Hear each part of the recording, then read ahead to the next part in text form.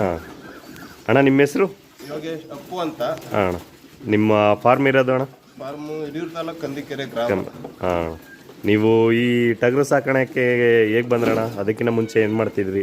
ಇದಕ್ಕಿಂತ ಮುಂಚೆ ಹಸುಗಳು ಸಾಕ್ತಿದ್ವಿ. ಹಾಂ, ಡೈರಿ ಫಾರ್ಮಿಂಗ್ ಮಾಡ್ತಿದ್ವಿ.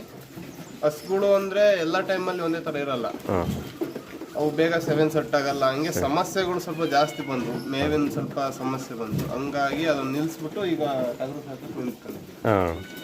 ಇದು ಅಣ್ಣ ಯಾವ ಥರ ಇದು ಎಳಗ ಬ್ರೀಡಿಗೆ ಏನಕ್ಕೆ ಹೋದ್ರಿ ನೀವು? ಎಳಗ ಬ್ರೀಡ್ ಅಂದ್ರೆ ಮುಸ್ಲಿಮ್ಸ್ ಬಕ್ರಿ ಟೈಮಲ್ಲಿ ಸ್ವಲ್ಪ ಬೇಡಿಕೆ ಜಾಸ್ತಿ ಇದಕ್ಕೆ. ಮತ್ತೆ ಚೆನ್ನಾಗಿ ಗ್ರೋತ್ ಬರುತ್ತೆ, ವೇಸ್ಟೇಜ್ ಕಡಿಮೆ, ಚೆನ್ನಾಗಿ ಇದು ಬರುತ್ತೆ, ಚೆನ್ನಾಗಿ ಬರುತ್ತೆ. ನೀವು ಅಣ್ಣ ಮಾಮೂಲಾಗಿ ಎಲ್ಲ ಕಡೆ ನೋಡೋದಂಗೆ ನಾನು 5-6 ತಿಂಗಳು ಮರಿ ತಂದು ಸಾಕ್ತಾರೆ. ನೀವು ಇದು ಒಂದು 10 ತಿಂಗಳದು 12 ತಿಂಗಳದ್ದು ಮರಿ ತಂದಿದ್ದೀರ? 10-12 ತಿಂಗಳದಲ್ಲ, 8 ತಿಂಗಳು ಮರಿ ತಂದಿದ್ದೆ. 8 ತಿಂಗಳು ಬಂದಿರಿ. ಏನಕ್ಕೆ ಯಾವ ಥರ? ಬಕ್ರಿ ಹಬ್ಬಕ್ಕೆ ಮುಸ್ಲಿಮ್ಸ್ ಅಲ್ಲಿ ಮಾಡಿರ್ಬೇಕಂತ ಕೇಳ್ತಾರೆ. ನಾನು ಹೋದ ಟೈಮ್ ಸಾಕಿದ್ದೆ, ಅಲ್ಲಿ ಮಾಡಿರಲ್ಲ. ಅದಕ್ಕೆ ಈ ಸತಿ ಅಲ್ಲಿ ಮಾಡಿರೋಂಥ ಮರಿಗಳು ಸಾಕ್ಬೇಕು ಅಂತ ಹೇಳಿ ಸ್ವಲ್ಪ ದೊಡ್ಡ ಮರಿಗಳು ತಗೊಂಡ್ ಬಂದ್ವಿ. ಆದ್ರೂ ಈಗ ಅವು ಚಿಕ್ಕ ಮರಿ ದೊಡ್ಡ ಮರಿ ಎಲ್ಲ ಸೇಮ್ ಬರುತ್ತೆ ಅಂದ್ರೆ ಈ ಚಿಕ್ಕ ಮರಿ 6,000 ತಂದು 1 ವರ್ಷ ಸಾಕ್ಬೇಕು. ಇದು 12-13 ಸಾವಿರ ಕೊಟ್ಟು ತಂದು 5 ತಿಂಗಳು 6 ತಿಂಗಳು ಬಂದ್ಬಿಡುತ್ತೆ. 5-6 ತಿಂಗಳಿಗೆ ಈ ತರ ಮರಿ ತಂದ್ರೆ 1 ವರ್ಷ ಸಾಕ್ಬೇಕಾಗುತ್ತೆ. ಬಕ್ರಿಗೆ ಕೊಡ್ಬೇಕಂದ್ರೆ ಬಕ್ರಿಗೆ ಬರಲ್ಲ ಇದು. ಇವಾದ್ರೆ ಬಕ್ರಿಗೆ ಬಂದ್ಬಿಡ್ತವೆ ವೈಟ್ ಮರಿಗಳು ಬೇಗ. ಹಂಗಾಗಿ ದೊಡ್ಡ ಮರಿ ತಗೊಂಡು ಅಷ್ಟೇ. ಇವಾಗ ಅಣ್ಣ ಇವು ಸೇಲಿಗಿದಾವೆ? ಹಂಗಾದ್ರೆ ಬಕ್ರಿಗೆ ಸೇಲಿಗಿದಾವೆ. ಈಗ ಕೊಡ್ತೀನಿ ಬಂದ್ರೆ. ಇವಾಗ ಕೊಡ್ತೀವಿ ಸೇಲಿಗೆ. ಅಣ್ಣ ಇದು ಫುಡ್ಡು ಯಾವ ಥರ ಮೇಂಟೆನೆನ್ಸ್ ಮಾಡ್ತೀರ ಅಣ್ಣ? ಎಲ್ಲ ಅಂದ್ರೆ ಟೈಮ್ ಯಾವುದು ಕೊಡ್ತಿದ್ದೀರಾ? ಬೆಳಿಗ್ಗೆ 7 ಗಂಟೆಗೆ ಇವಾಗ ಮೆಕ್ಕೆಜೋಳ ಹಾಕಿದ್ದೀರಾ? ಮೆಕ್ಕೆಜೋಳ ಹಾಕಿ ಒಂದು 1/2 ಅವರ್ ಬಿಟ್ಟು ಒಣಗೆಲ್ಲ ಕ್ಲೀನ್ ಮಾಡಿಬಿಟ್ಟು ನೀರಿಡ್ತೀನಿ. ನೀರಿಟ್ಟು ಆದ್ಮೇಲೆ ಮತ್ತೆ ಮೇವು ಒಂದು ಟೈಮ್ ಕೊಡ್ತೀನಿ. ಮತ್ತೆ ಮಧ್ಯಾಹ್ನ 2 ಗಂಟೆ ಟೈಮಲ್ಲಿ ಒಂದ್ಸತಿ ಸೆಡೆ ಕೊಡ್ತೀನಿ.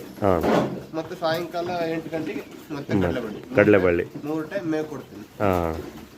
ಇದು ಹಸಿ ಮೇವು ಅಂದರೆ ಇದು ಸೆಡೆ ಸೊಪ್ಪು, ಅದು ಬಿಟ್ಟರೆ ಏನಿಲ್ಲ ಅಣ್ಣ. ಇದು ಡ್ರೈ ಪೌಡರ್ ಕೊಟ್ಟರೆ ಜಾಸ್ತಿ ವೆಯ್ಟ್ ಬರುತ್ತೆ ಅಂತ ಹೇಳ್ತಾರೆ. ಹಾಂ, ಚೆನ್ನಾಗಿ ತೂಕ ಬರುತ್ತೆ. ಹಸಿ ಮೇವು ಕೊಟ್ರೆ ತೂಕ ಸ್ವಲ್ಪ ಕಡಿಮೆ, ಕಡಿಮೆ, ರಕ್ತ ಜಾಸ್ತಿ ಬರುತ್ತೆ. ಹಂಗಾಗಿ 2 ಮೇವು ಕೊಡ್ಬೇಕು. 2 ಮೇವು ಕೊಟ್ರೆ ಚೆನ್ನಾಗಿ ಬರುತ್ತೆ ಅಣ್ಣ. ಇದು ಹಿಂಡಿ ಅಥವಾ ಮೆಕ್ಕೆಜೋಳ ಬಿಟ್ರೆ ಇನ್ನೇನು ಏನಿಲ್ಲ? ಮೆಕ್ಕೆಜೋಳ ಒಂದೇ ಅಣ್ಣ. ಇವರು ರೋಗ ಏನನ್ನ ಬರುತ್ತಾ ಇವಕ್ಕೆ? ರೋಗ ಕಡಿಮೆ, ಆಲ್ಮೋಸ್ಟ್ ಇಲ್ಲೇ ನಿಂತಿದ್ದ ಜಾಗದಾಗ ಇರೋದ್ರಿಂದ ರೋಗ ಕಡಿಮೆ. ಹೊರಗಡೆ ಸುತ್ತಾಡ್ಕೊಂಡು ಬಂದ್ರೆ ರೋಗ ಬರುತ್ತೆ. ಆಲ್ಮೋಸ್ಟ್ ಇಲ್ಲೇ ನಿಂತಿದ್ದ ಜಾಗದಾಗ ಇದ್ರೆ ರೋಗ ಅಷ್ಟೊಂದು ಬರಲ್ಲ, ಕಡಿಮೆ ರೋಗ. ಅಣ್ಣ ನೀವು ಮರಿ ಯಾವ ತರ ಸೆಲೆಕ್ಷನ್ ಮಾಡ್ತೀರಾ? ಅಲ್ಲಿ ಎಲ್ಲ ಮಾರ್ಕೆಟ್ ಅಲ್ಲಿ ಹೋದ್ರೆ ನೋಡ್ತೀವಿ ಮರಿ, ಲಾಟ್ ಅಲ್ಲಿ ತಗೊಳಲ್ಲ ನಾವು ಮರಿ. ಒಂದೊಂದೇ ಸಪರೇಟ್ ಸೆಲೆಕ್ಷನ್ ಮಾಡಿ. 100 ರೂಪಾಯಿ ಜಾಸ್ತಿ ಆದ್ರೂ ಒಂದೊಂದೇ ಇಷ್ಟ ಆಗಿದ್ ಮರಿ, ಲೈಕ್ ಆಗಿದ್ ಮರಿ, ಬಕ್ರಿಗೆ ಕುರ್ಬಾನಿಗೆ ಬರೋಂತ ಮರಿ ಹುಡುಕಿ ತಗೊಳ್ತೀವಿ. ಅಲ್ಲೆಲ್ಲ ಇಂಥವ್ ಇರ್ತವೆ, ಆದ್ರೂ ಕುರ್ಬಾನಿಗೆ ಬರೋಂತ ಚಾಯ್ಸ್ ಮಾಡೋದು. ಅಲ್ಲಿ ಎಷ್ಟು ಬಿದ್ದಿದ್ವಣ ಇವು ಸ್ಟಾರ್ಟಿಂಗ್ ಅಲ್ಲಿ ಮಾರ್ಕೆಟ್ ಅಲ್ಲಿ? ಸ್ಟಾರ್ಟಿಂಗ್ ಅಲ್ಲಿ 11ರಿಂದ 13 ರೂಪಾಯಿ ತನಕ ತಂದಿದ್ದೀನಿ. ಇವಾಗ 3 ತಿಂಗಳು ಸಾಕಿದ್ದೀನಿ. ಇವಾಗ ಬಂದ್ಬಿಟ್ಟು 22-23 ಸಾವಿರ ರೂಪಾಯಿ ಒಂದು ಮರಿ ತಗೊಂತಾರೆ. 22ರಿಂದ 23 ಸಾವಿರ ರೂಪಾಯಿಗೆ ಹೋಗ್ತಿದೆ. 23 ಸಾವಿರ ತಗೊಂತಾರೆ. ಇನ್ನ 2 ತಿಂಗಳು ಬಕ್ರಿ ಹಬ್ಬ. ಈ ಸತಿ ಲಾಕ್ ಡೌನ್ ಇಲ್ಲ ಅಂದಿದ್ರೆ ಅವರೇಜ್ 40 ಸಾವಿರ ರೂಪಾಯಿ ಒಂದು ಮರಿ ಮಾಡ್ತಿದ್ದೆ ಬಕ್ರಿ ಹಬ್ಬಕ್ಕೆ. ಲಾಕ್ ಡೌನ್ ಇರೋದ್ರಿಂದ ಒಂದ್ ಸ್ವಲ್ಪ ಕಮ್ಮಿ ಆಗ್ಬೋದು, ಸೇಲ್ಸ್ ಜಾಸ್ತಿ ಆಗ್ಬೋದು, ಹೇಳಕ್ ಬರಲ್ಲ. ಅದು ಆ ಟೈಮ್ ಅಂತ ಅಂದ್ಕೊಂಡಿದ್ದೀನಿ. ಯಾವಣ್ಣ ಮೆಡಿಸಿನ್ಸು ಯಾವನ್ನ ಕೊಡ್ತೀರಾ? ಬಂದ್ಬಿಟ್ಟು ತಂದ ತಕ್ಷಣ ಬರೀ ನಮಗೆ ಆ ವಾತಾವರಣ ಈ ವಾತಾವರಣ ಸೆಟ್ ಆಗ್ಬೇಕಲ್ಲ.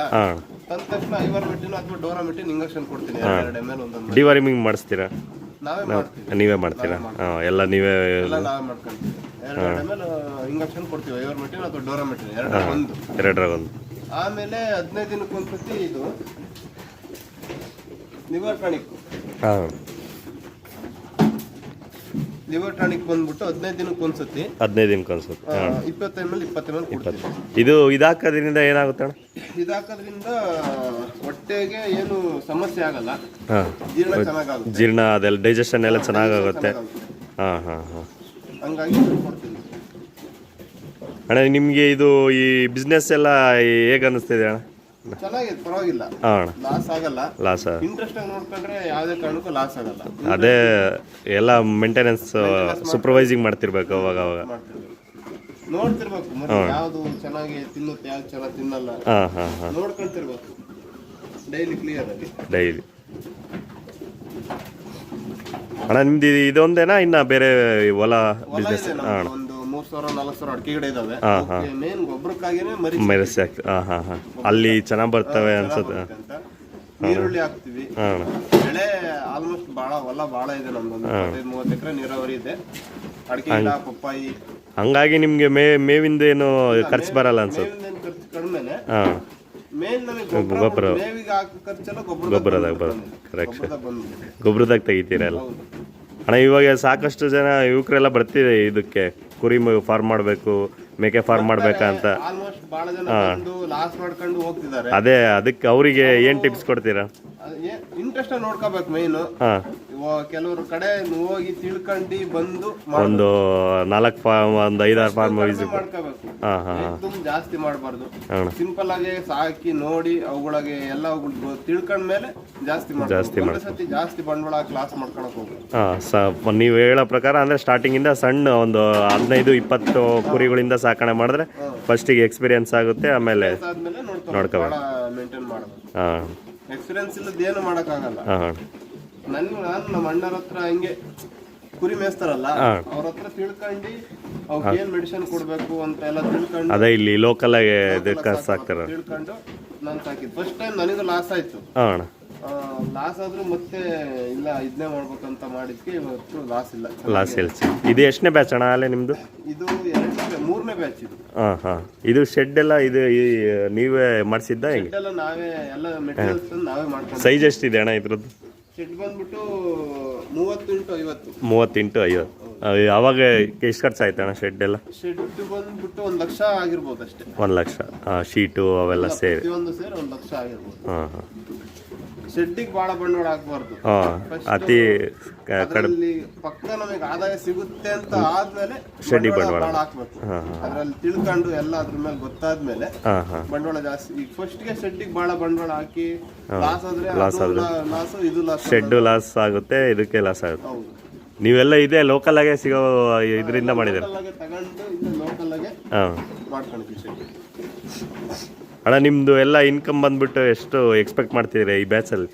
ಈ ಬ್ಯಾಚಲ್ಲಿ ಬಂದ್ಬಿಟ್ಟು ಒಂದು ಡಬಲ್ ಆಗುತ್ತೆ. ನಾನು 3.5 ಲಕ್ಷ ಹಾಕಿದ್ದೀನಿ ಇನ್ವೆಸ್ಟ್ಮೆಂಟ್. 7-8 ಲಕ್ಷ ಆಗುತ್ತೆ. 7-8 ಲಕ್ಷ ಅಂದ್ರೆ ಖರ್ಚು ಎಷ್ಟಾಗುತ್ತೆ ಅಣ್ಣ?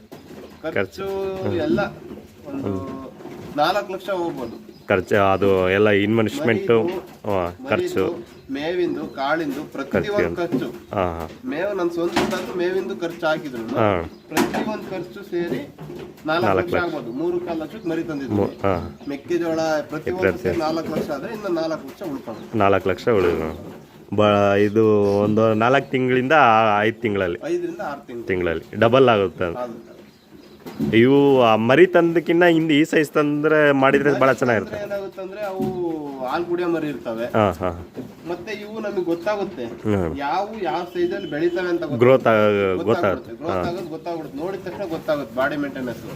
ಚಿಕ್ಕ ಮರಿ ಗೊತ್ತಾಗಲ್ಲ ನಮ್ಗೆ. ಚಿಕ್ಕ ಮರಿ ಎಲ್ಲ ಒಂದೇ ತರ ಇರ್ತವೆ. ಯಾವ್ದು ಬೆಳೆಯುತ್ತೆ ಯಾವ್ದು ಗೊತ್ತಾಗಲ್ಲ. ಇವುಗಳಾದ್ರೆ ಗೊತ್ತಾಗ್ಬಿಡುತ್ತೆ. ಮತ್ತೆ ಇವು ಎಲ್ಲದಕ್ಕೂ ಹೊಂದ್ಕೊಂಡಿರ್ತವೆ. ಮೇವು ನೀರು ಪ್ರತಿಯೊಂದು ಹೊಂದ್ಕೊಂಡಿರ್ತವೆ. ಹಂಗಾಗಿ ಅವು ಇದಾಗಲ್ಲ. ಮರಿ ಎಳೆ ಮರಿ ತಂದ್ರೆ ಸುತ್ತೋಗೋದು, ಕೆಲವು ಅವಕ್ಕೆಲ್ಲ ಜಂತಿಂದು ಅದೇ ಸಮಸ್ಯೆ ಬರುತ್ತೆ. ಜಂತು ನಾಶಕ ಅವೆಲ್ಲ ಹಾಕ್ಸ್ತಿದ್ರೆ, ಡಿವಾರ್ಮಿಂಗ್ ಎಲ್ಲ ಮಾಡ್ತಿದ್ರೆ ಭಾಳ ಚೆನ್ನಾಗಿ ಗ್ರೋತ್ ಆಗುತ್ತೆ. ಅಣ್ಣ ನೀವು ಇನ್ಫಾರ್ಮೇಶನ್ ಎಲ್ಲ ಕೊಟ್ಟಿದ್ದಕ್ಕೆ ತುಂಬ ಧನ್ಯವಾದಗಳು.